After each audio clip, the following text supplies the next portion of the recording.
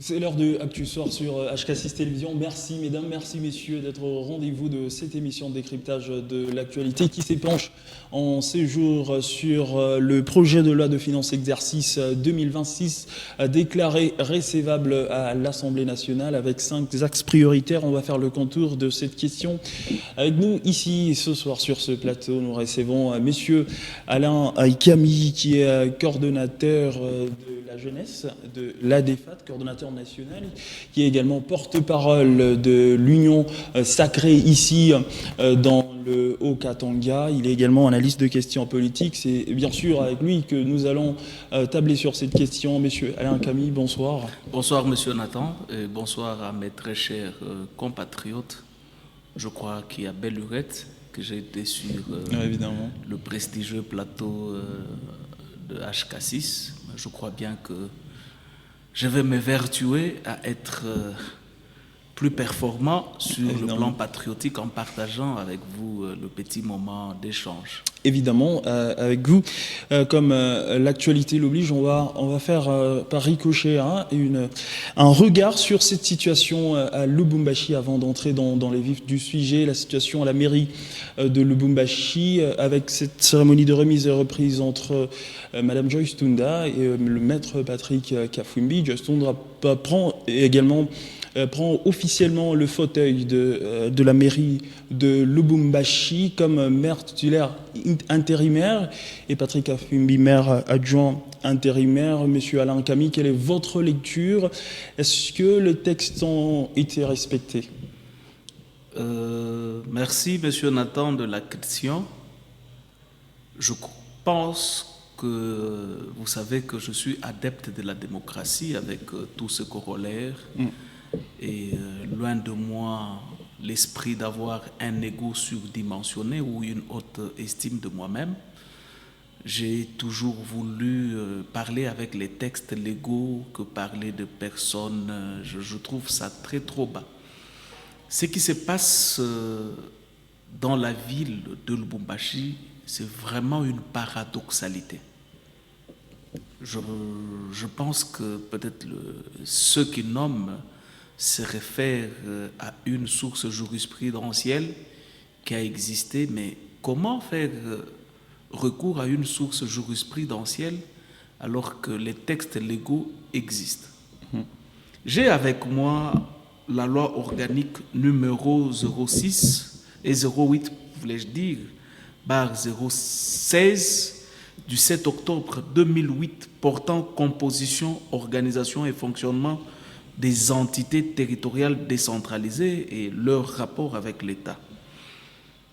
C'est cette loi qui parle de toutes les entités territoriales décentralisées, la ville y compris parce qu'elle en est une, les communes, le chefferie, les secteurs tels qu'énumérés au niveau de l'article 3 de notre chère Constitution. Et face à la loi, j'ai toujours demandé à tout le monde de mettre son ego à côté, regarder dans l'optique de ce qui est légal. Je lis l'article 7 de cette loi, si vous le permettez. Allez-y. Les organes de la ville sont, les organes de Lubumbashi sont le conseil urbain, qui n'existe pas. Pourquoi il n'existe pas? Parce qu'il y a une mauvaise foi.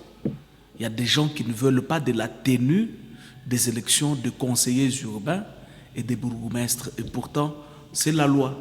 Le chef de l'État a manifestement montré sa bonne volonté pour rendre effective la décentralisation comme mode de gestion de certaines entités territoriales décentralisées, comme prescrit par notre Constitution au niveau de son article 3.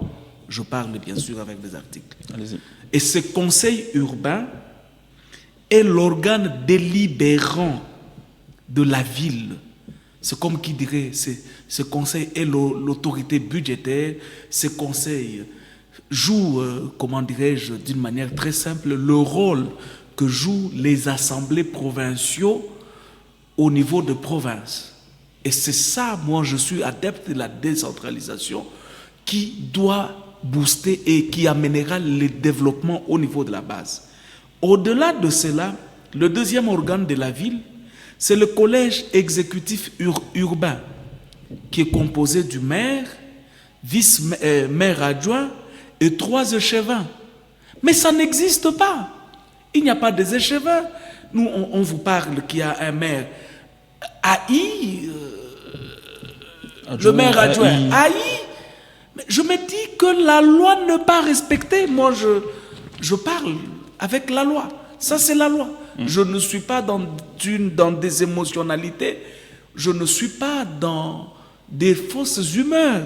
Je suis légaliste et je veux que la loi soit respectée. Je veux que tout le monde qui se dit fasciste, qui aime le chef de l'État, qu'il milite pour l'effectivité de la décentralisation. Parce que ces entités territoriales décentralisées jouissent d'une autonomie de gestion de leurs ressources économiques, financières et de leurs ressources techniques. Mais parce que nous avons des entités territoriales qui ne connaissent pas la décentralisation, quoi se passe? Il y a un désordre dans tout. Il y a des ressources financières de différentes communes gérées par la mairie. Il y a la taxe d'étalage qui est dans la nomenclature des taxes communales, mais prélevée au niveau du marché Musée Lunsonga par la mairie et dans plusieurs marchés. Il y a des taxes d'intérêt commun dans toutes les communes, prélevées par la province, par la mairie, et les communes, au retour, ne reçoivent rien comme rétrocession. Et cela, ça ne favorise pas le développement au niveau de la base. J'aimerais que ceux qui dirigent la ville, ceux qui dirigent la province, ceux qui dirigent le pays, qu'ils arrivent à comprendre que ça vaut la peine de rendre effective la décentralisation pour ne pas nous amener dans ce que nous avions vécu, parce que nous avions vécu des scènes horribles allant dans le sens, c'est une association socio-culturelle qui monte au créneau pour dire que le nôtre soit là. Et puis, c'est aussi un certain clan aussi qui dit, écoutez, non, comment c'est une affaire politique, comment une association socio-culturelle vient aussi y mettre son nez, en vrai, ça touche des sensibilités alors que c'est une question qui devrait être réglée par la démocratie. Le meilleur devrait l'emporter. Et je m'aimerais aussi souligner, vous savez, quand vous avez un mandat du peuple, vous sentez en vous une redevabilité à l'endroit du peuple. Vous gérez et contrôlez tout acte que vous posez. Parce que vous savez que le peuple à qui appartient la souveraineté nationale me regarde et m'attend de l'autre côté de la rivière. Mais quand vous avez un mandat nominatif, généralement, qu'est-ce que nous remarquons? On ne fait plaisir qu'à celui qui a nommé ou à ce groupuscule de ceux qui ont aidé ou facilité cette nomination. Très bien. Voilà pourquoi nous ne voulons pas cette manière de gérer de procéder. de procéder ou ce qui se passe actuellement dans la ville de Lubumbashi. Nous, tshisekédistes nés et rompus, adeptes du fascisme et disciples de l'honorable Jean-Louis Kalambanguindou, deuxième meilleur élu de la ville, nous sommes légalistes et nous demandons chaque fois que la loi soit respectée. Parce que nous savons, face à la loi, il n'y a pas d'hommes forts, il n'y a pas de femmes fortes, et la loi veut qu'il y ait des institutions fortes en lieu et place des hommes ou des femmes fortes. Merci, monsieur Alain Kami, pour votre analyse sur cette question concernant la ville de Lubumbashi. Et on va passer également dans les vifs de notre sujet concernant le budget, la loi de finances exercice 2026, jugé recevable à l'Assemblée nationale. On a remarqué qu'il y a eu hausse de 16% par rapport au budget de 2025. Selon vous, qu'est-ce qui pourrait expliquer cette augmentation significative du budget? Est-ce que ce sont les ambitions économiques du gouvernement qui sont prévues à la hausse? Je me rappelle que je suis passé sur plusieurs plateaux de télévision j'ai l'universalité de la science politique, Ouais. dans sa globalité bien sûr. J'avais prédit que même en ce qui concerne l'inflation monétaire que nous avions connue en 2022-2023, que en 2025, vers le mois de juin, nous connaîtrons une stabilité monétaire partout au monde, selon les signaux économiques qui étaient à ma possession, et que l'économie mondiale devrait reprendre son bon chemin. C'est là la crise que nous avions connue s'expliquait par cette guerre russo-ukrainienne qui s'est passée en Europe, qui avait fait bouger même les grandes économies européennes, même aux États-Unis, on a connu cela. Et maintenant que nous traversons une période qui nous amène vers la stabilité monétaire sur le plan international, cela devrait aussi avoir des impacts ici en République démocratique du Congo.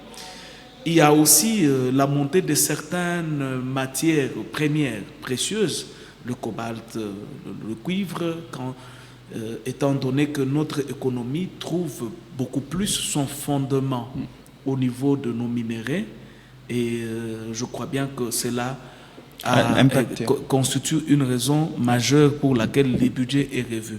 Mais j'ai toujours eu une inquiétude. Nous sommes une nation qui envisage aller vers